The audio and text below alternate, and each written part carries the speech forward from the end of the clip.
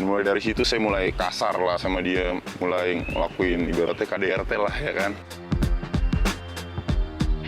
Kangen pengen main tapi nggak bisa, harus jaga anak, tapi kerja. Bukan mengkhawatirkan lagi, menyedihkan. Perkawinan anak ini sudah menjadi bencana nasional. Banyak juga keluarga-keluarga yang tidak melindungi, justru ada yang memperdagangkan, ya, mengeksploitasi, ya.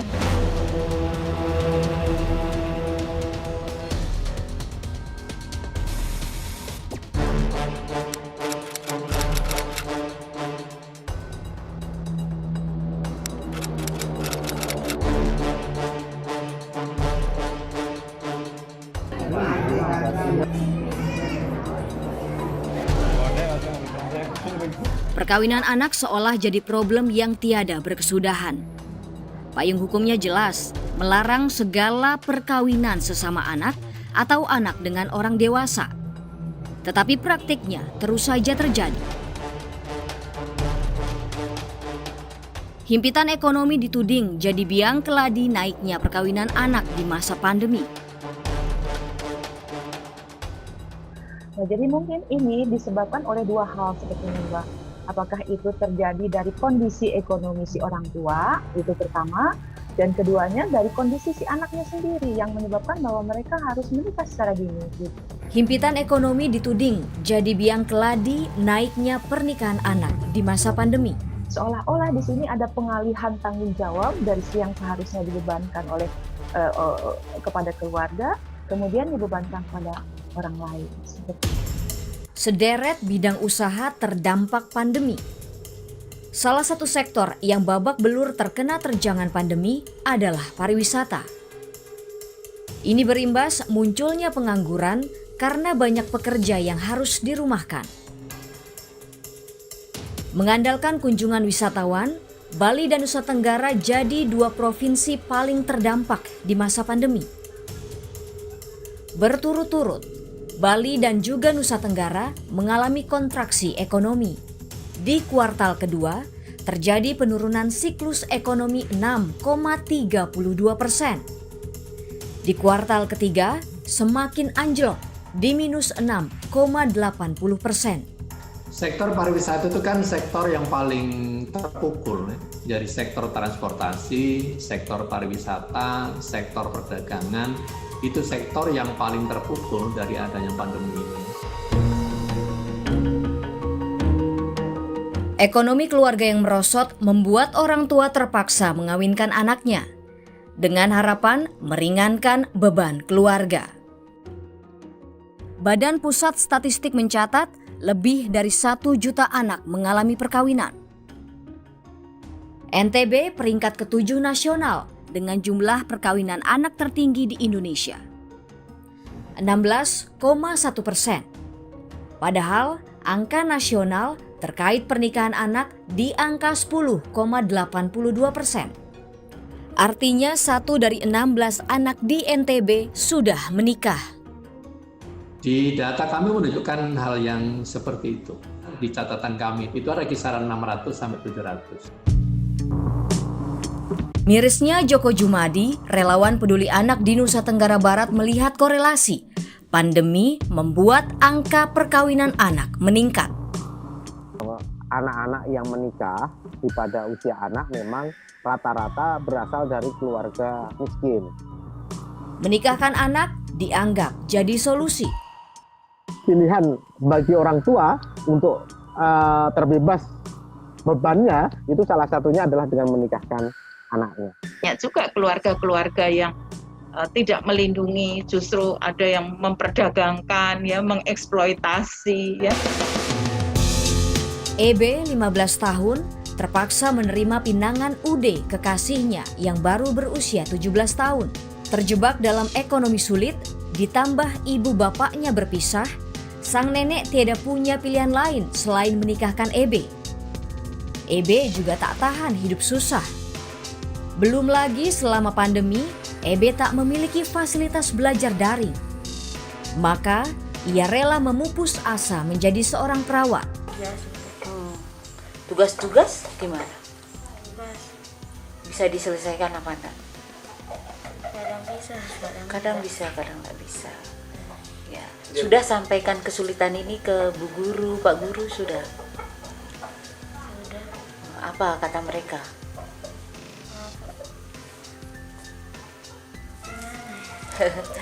Tidak ada solusi gitu. Sudah sampaikan, Pak, Bu, saya nggak punya HP gitu. Sudah. Sudah.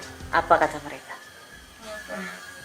Belajar di rumah. Sama teman. Pernikahan berlangsung di kediaman Ude, di kawasan hutan Desa Setiling, Kecamatan Batu Kliang, Lombok Tengah. Perangkat desa akhirnya memberi sanksi. Di NTB, ekonomi bukan satu-satunya pemicu yang membuat perkawinan anak marak. Kebosanan di rumah, masalah dengan orang tua, kemudian interaksi dengan gadget yang kemudian malah berdampak negatif, kemudian hubungan seks bebas di antara mereka yang kemudian mengakibatkan mereka hamil dan akhirnya pilihannya adalah menikah. Ada adat yang terlanjur melekat, meski dinas terkait mengupayakan tebelas, yakni pemahaman supaya anak tidak kawin dini. Tetapi praktiknya sulit memutus mata rantai perkawinan anak. Menunda agar mereka tidak menikah dulu sebelum benar-benar siap. Apalagi pada masa-masa ujung sekolah. Tapi memang kedengarannya mudah, tetapi tidak mudah di dalam pelaksanaannya.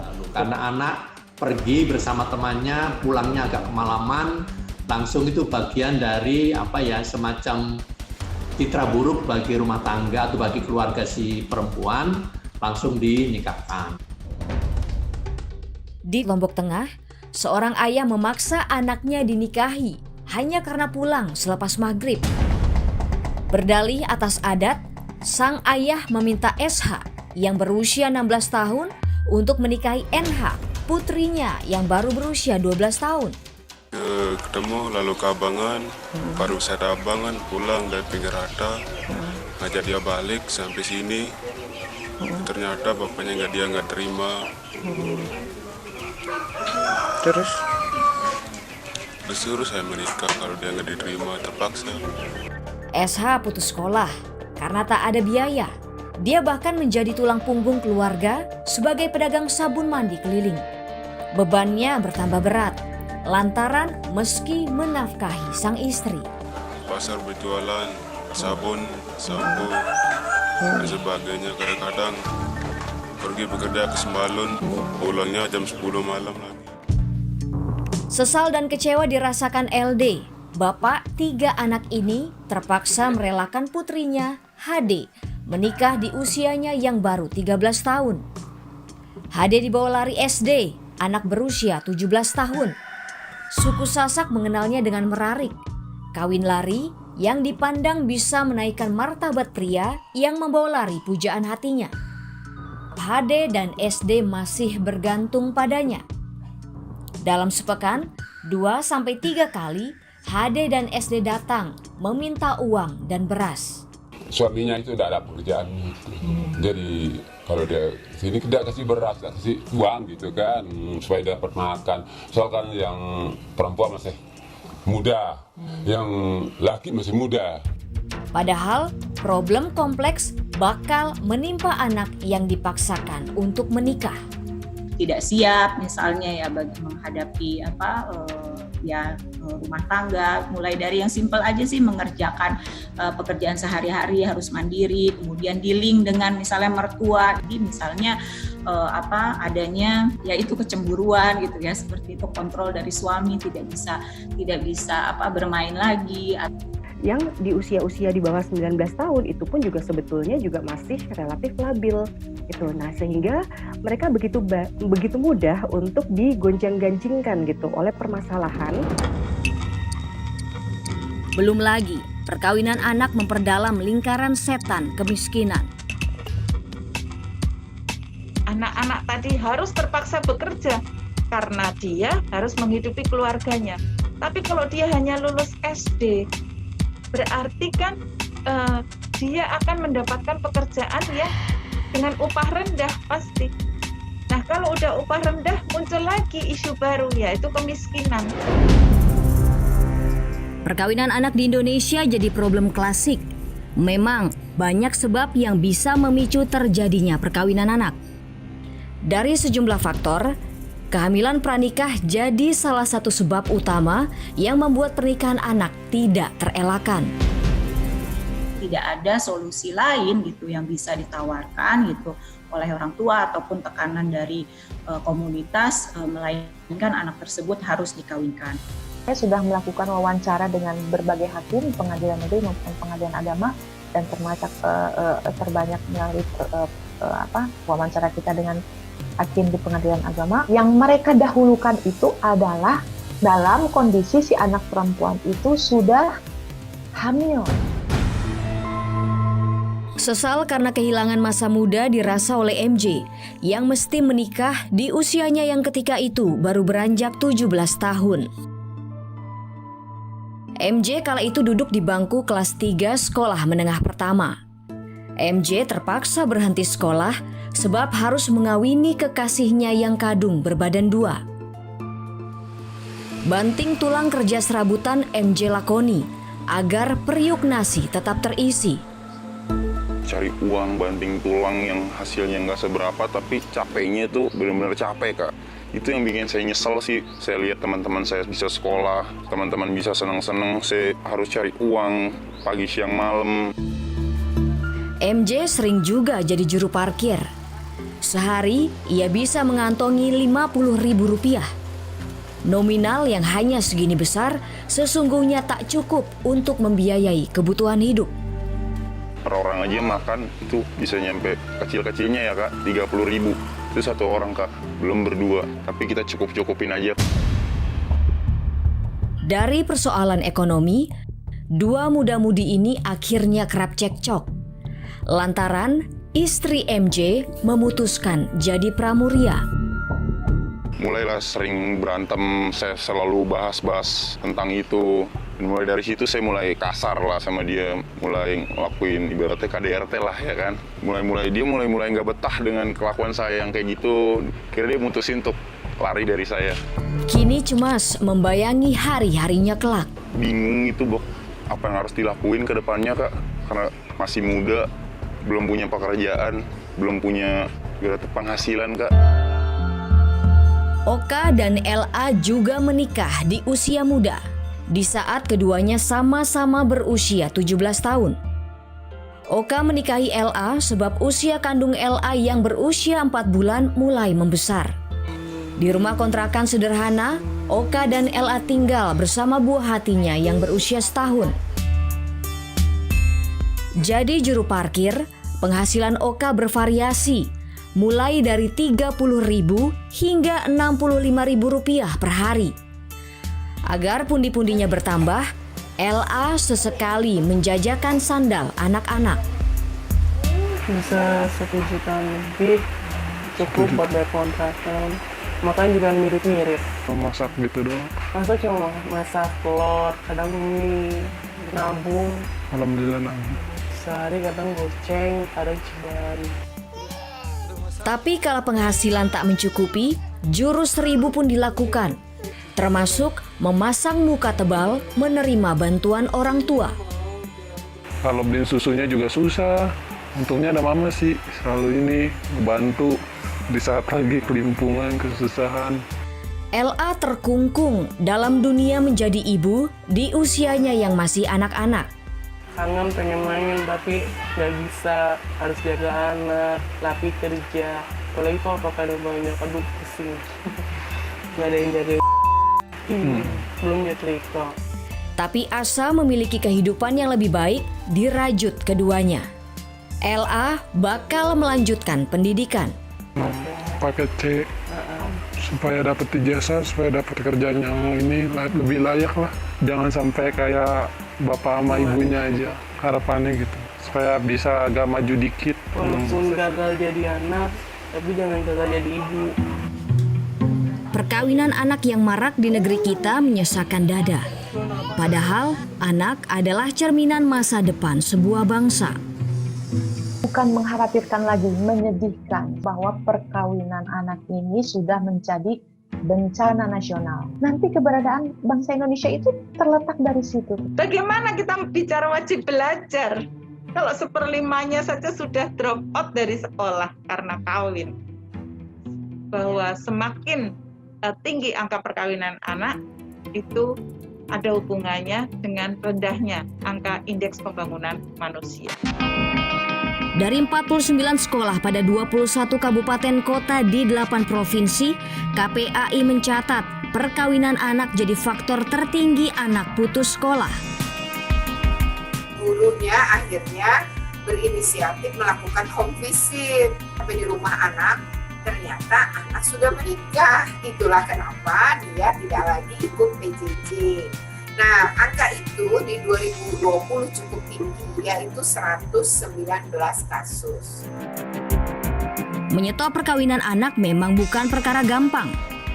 Lantas, apa upaya yang bisa dilakukan oleh keluarga, masyarakat, hingga pemerintah untuk memutus mata rantainya?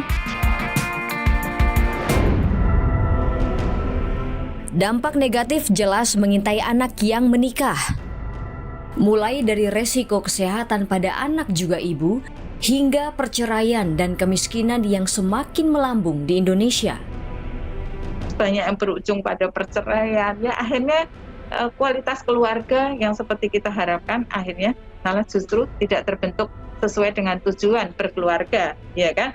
Yaitu keluarga yang bahagia dan kekal. Akhirnya nantinya mereka juga membesarkan anak, mereka mengalami kesulitan untuk membesarkan anak yang cerdas, gitu ya. Karena apa? Mereka sendiri sebetulnya punya keterbatasan gitu di dalam hal tersebut.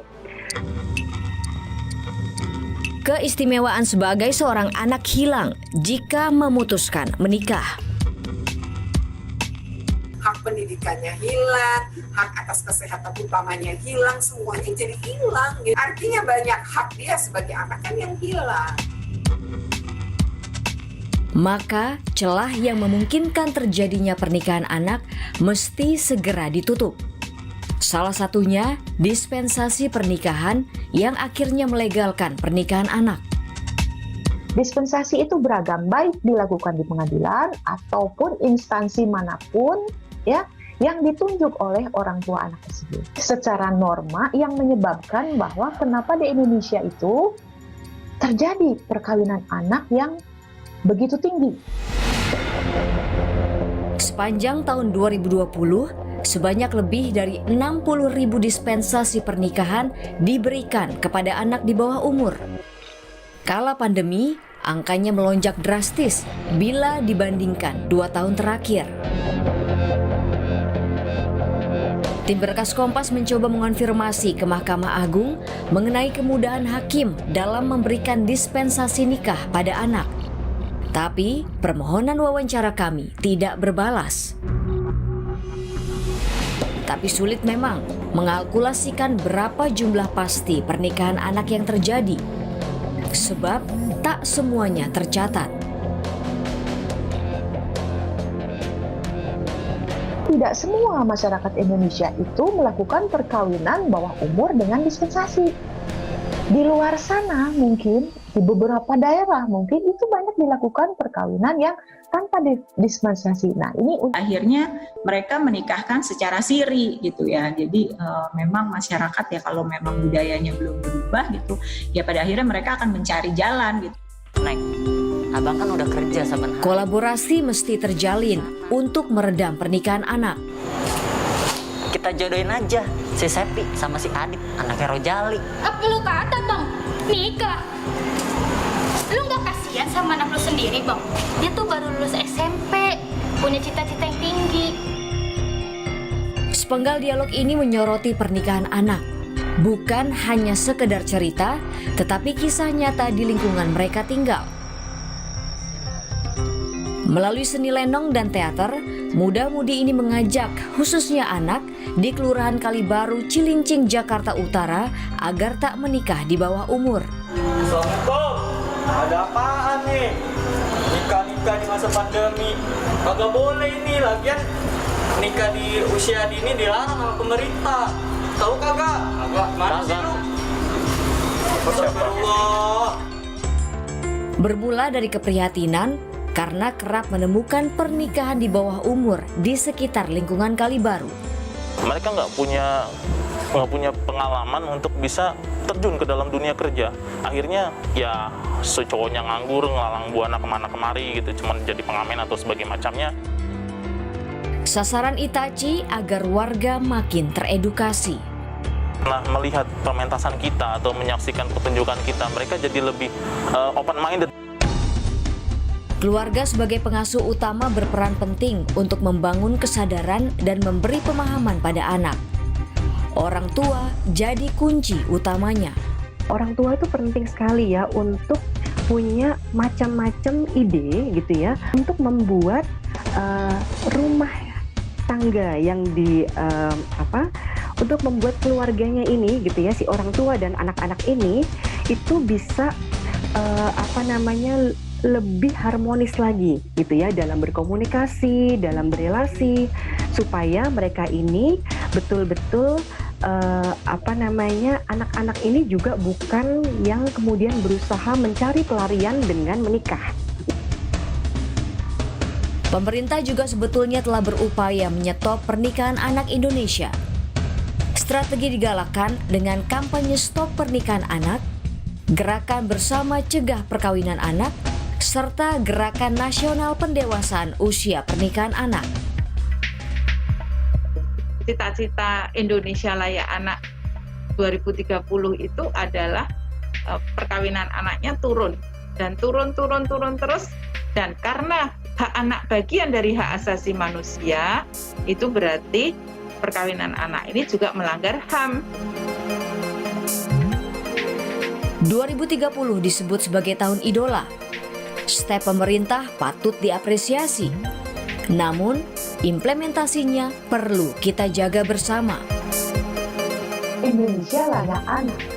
Diharapkan memang di tahun ini sudah tidak ada lagi praktek perkawinan anak di situ. Tapi seperti yang saya bilang, kita masih harus melihat apakah itu bisa tercipta atau tidak. Menyelesaikan persoalan pernikahan anak adalah hal yang pelik. Tapi bukan berarti kita tidak bisa menghadapinya. Anak, cerminan martabat bangsa yang bakal meneruskan estafet kepemimpinan negeri. Sepatutnya semua pihak berkolaborasi memastikan hak anak tak terabaikan.